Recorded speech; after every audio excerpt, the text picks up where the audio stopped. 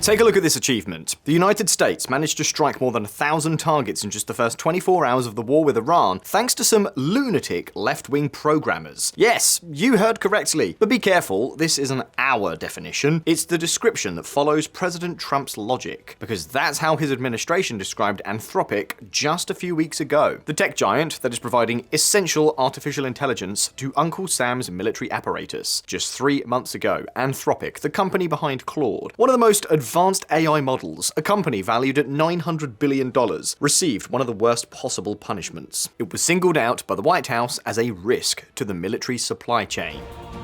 The left-wing nutjobs at Anthropic have made a disastrous mistake trying to strong-arm the Department of War and force them to obey their terms of service instead of our Constitution. We don't need it, we don't want it, and will not do business with them again. And Anthropic responded.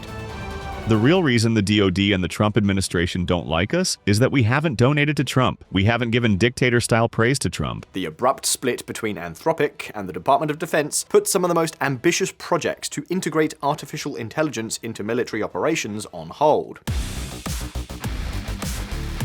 But I think you all know what this administration is like by now. In recent weeks, the mood has shifted, and according to Trump himself, these left-wing lunatics have apparently made a considerable intellectual leap. They came to the White House a few days ago, and we had some very good talks with them, Trump told the network. And I think they're shaping up. They're very smart. I like high IQ people, and they definitely have high IQs. Overnight, in yet another of those historic about-faces, these terrible woke computer scientists, who were denounced as a full-blown threat to national security, became brilliant minds and highly trusted by the White House. From hate to love within a matter of days. Of course, this wasn't spontaneous. The reconciliation came right after Anthropic unveiled Mythos, a true black swan in the world of artificial intelligence. Mythos is a model capable of detecting vulnerabilities and helping to design cyber attacks with exceptional speed and efficiency. VisualPolitik community, the unveiling of this new generative engine has sparked, due to the sheer magnitude of its capabilities, intense debates both in the White House and at Anthropic. It's something even its own creators aren't quite sure how to handle. And just keep in mind that the fact that JD Vance himself is calling for regulation and coordination with the big tech companies represents a complete about-face. Anthropic's new AI model sets off global alarms. Mythos, which Anthropic has said is uncannily capable of finding and exploiting hidden flaws in the software that runs the world's banks, power grids, and governments. On a recent call with the heads of the biggest artificial intelligence companies, Vice President J.D. Vance was alarmed. The White House is weighing an executive order that could create a formal oversight process for the most advanced models. And now, although the back and forth with Iran has been hogging all the attention in recent weeks, the White House has recently made a decision regarding AI to actively and legally participate in the oversight of artificial intelligence models.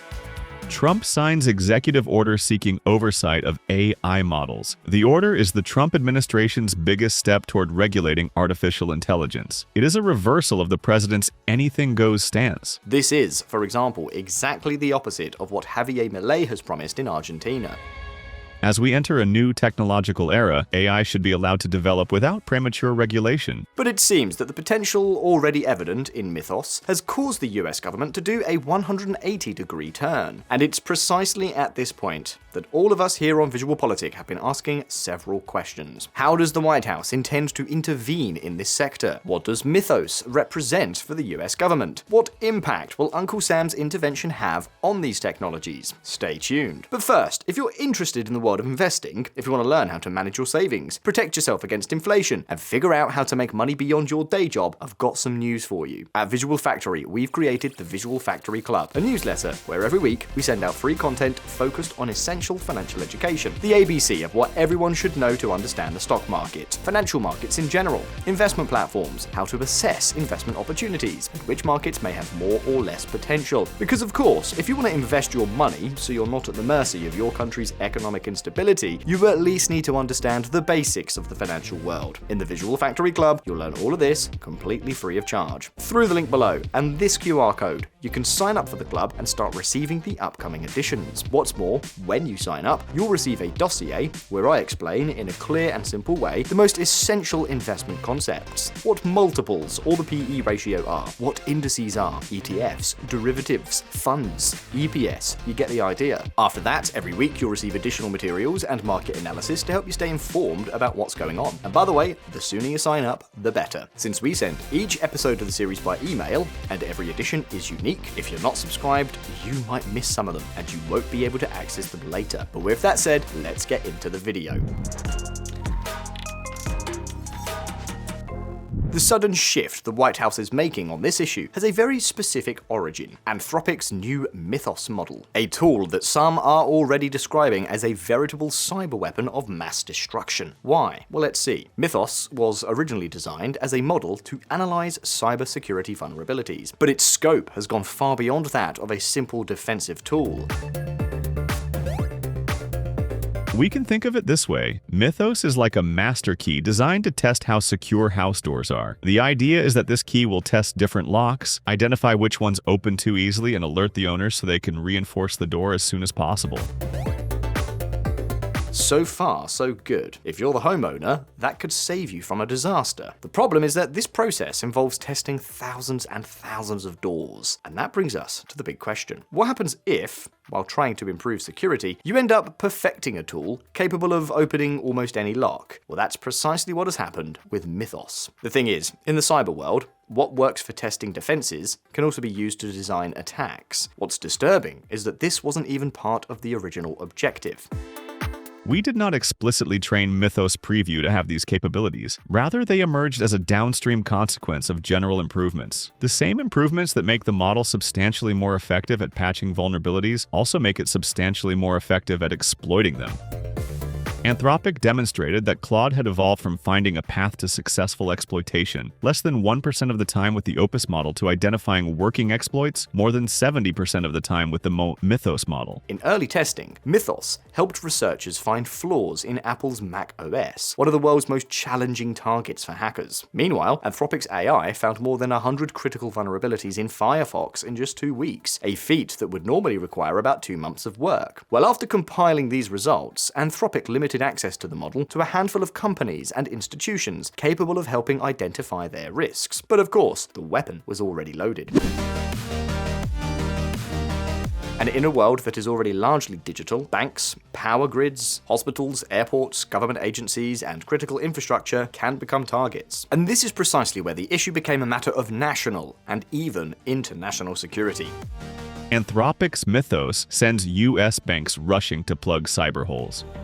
China sought access to Anthropic's newest AI. The answer was no. A representative from a Chinese think tank approached officials from Anthropic at a meeting in Singapore last month to insist that the company change its stance and give Beijing access to its powerful new artificial intelligence model. Basically, Mythos is still just an artificial intelligence model that draws on existing documentation and information to detect vulnerabilities. It's not as if it's inventing a new category of computer errors. What it does is find and combine pre-existing flaws with a speed that previously seemed unthinkable. And therefore, it's not just what it discovers, but the speed with which it can detect and combine those vulnerabilities, and the potential this would have if it fell into the wrong hands. That's why the White House is currently arguing that this is too high a risk to keep the government out of the matter. The result? A U-turn. If Trump attacked Biden over AI regulation, he's now sliding down the same slide. Just a few months ago, the president was boasting about this.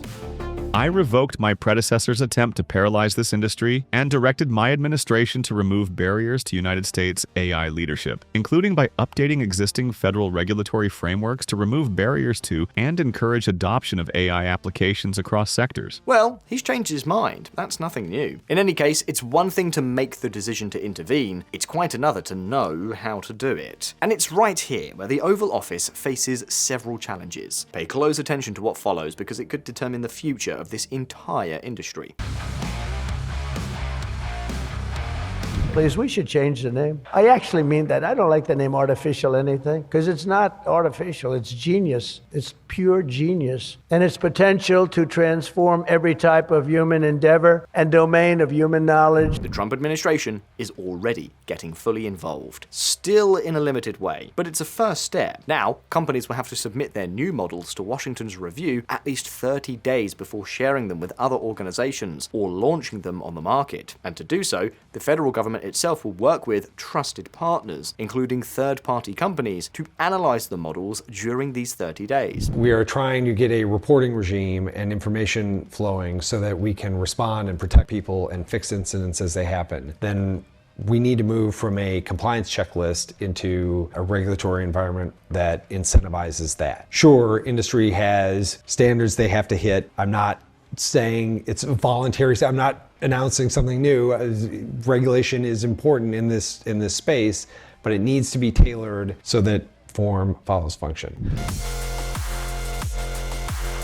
Well, if you ask me, I believe that, at least on paper, this framework seems reasonable. The problem will be seeing how far the administration wants to get involved, what level of knowledge it wants to have about the models, and what risk of leaks exists throughout that process. And clearly the worst case scenario is that they'll be tempted to expand bureaucracy and make things easy for some while making them difficult for others. And here we can't lose sight of the contentious relationship this administration has with some of the companies in the sector. We need only think of the brutal clash in recent months between Anthropic and the Department of Defense. Pete Hegseth has it in for the company after Anthropic imposed restrictions on the use of its model in military operations. Specifically, the Department of Defense had asked Anthropic to allow the use of Claude for all lawful purposes, but Anthropic said no way. It established two exceptions: mass surveillance of US citizens and lethal autonomous warfare, and the Secretary of Defense blew his top. Well, first of all, on Anthropic, they would not agree to our terms of service. That would be like Boeing giving us airplanes and telling us who we can shoot at. I just want to be clear. And also, Anthropic is run by an ideological lunatic. Despite this, agencies such as the National Security Agency and the Department of the Treasury continued to use Anthropic's services, ignoring Hegseth's ban.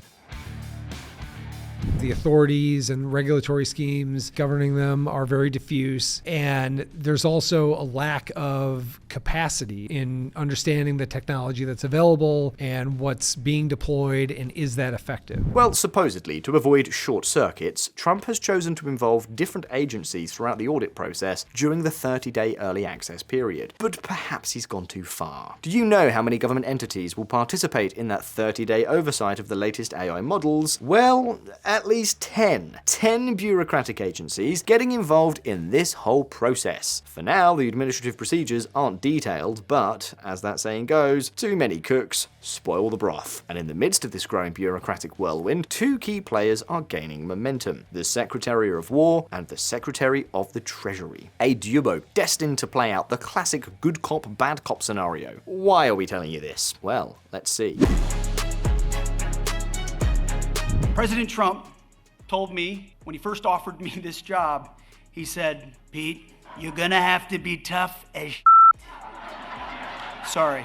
For now, what we know is that the United States government will have 30 days to take a first look. And the question is, what will they do with the privileged information they obtain during that period? Keep a close eye on this. For now, what we know is that the Department of the Treasury, led by Scott Bessent, will bring together federal cybersecurity agencies in a sort of grand council, alongside third-party companies and so-called trusted partners.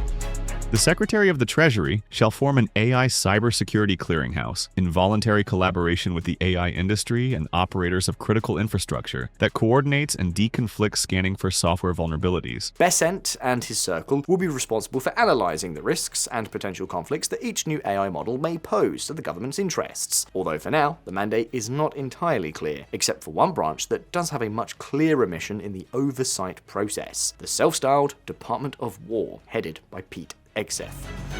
The Secretary of War shall prioritize the cyber defense of Department of War information systems by taking appropriate and expeditious action consistent with the purpose of this order. And VisualPolitik community, Pete Hegseth's role in this entire early access chain has set off several alarms.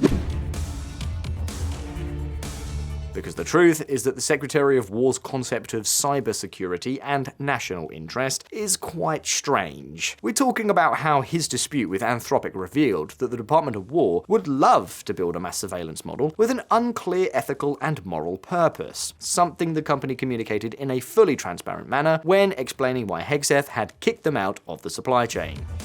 This action follows months of negotiations that reached an impasse over 2 exceptions we requested to the lawful use of our AI model, Claude: the mass domestic surveillance of Americans and fully autonomous weapons. Since February, the Department of War has been looking for a way to force Anthropic's hand, but no court ruling so far has ruled in its favor.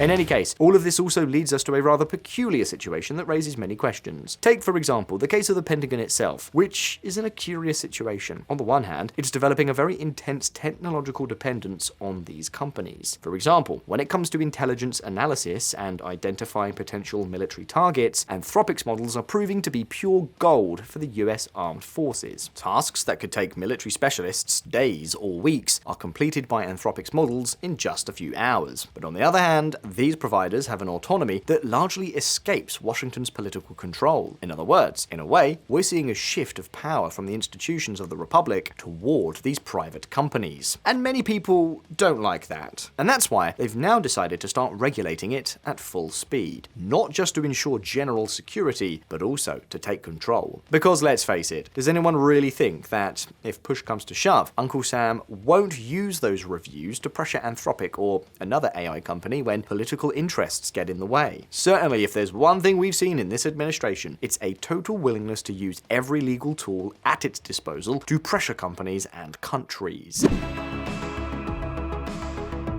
In any case, the White House has begun to establish a regulatory framework. Up until now, the race for artificial intelligence seems like an almost private competition among tech giants locked away in Silicon Valley offices. Now, given its potential, the government is seeking to exert increasing influence to control systems with the critical potential to operate autonomous weapons, attack critical infrastructure, and shift the balance of national security. We've already mentioned this in a previous video. A massive international race is underway for control of tools that could be the gateway to economic, military, and even political dominance. A race that Javier Milei has sought to join wholeheartedly, with an approach radically different from Washington's. With a law that seeks to ensure that AI will not be regulated in Argentina, and that also creates the concept of a non-human entity to limit the liability that may arise from actions taken by AI models. It's a completely different approach in a debate that, to be fair, is far from clear. Hence the question: do you think governments should regulate AI? Do you agree more with the Trump administration or with Javier Milei's government? Leave your opinions below in the comments and let's start the discussion. If you want to understand what's really happening in the markets and learn how to manage your money with more confidence, then just join the Visual Factory Club. It's completely free and the link's in the description. And very importantly, if you like this video, please hit the like button and subscribe to VisualPolitik if you haven't already. Until next time.